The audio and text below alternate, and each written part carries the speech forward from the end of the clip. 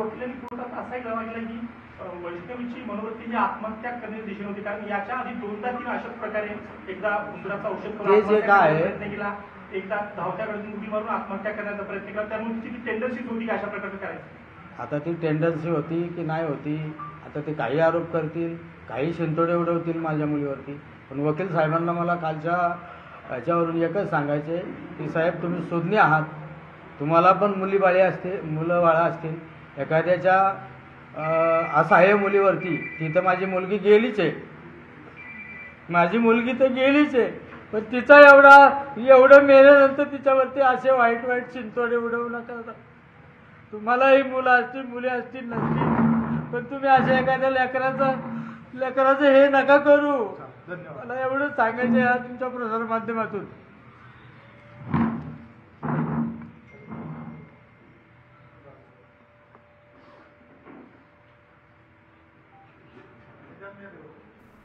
मुलीचे वडील आणि काका यांनी पत्रकार परिषद घेतली. हे समोर जे दृश्यांमध्ये दिसत आहेत मोहन कसपटे मुलीचे काका आहेत आणि मुलीचे वडील तर रडत रडतच बाहेर निघून गेले.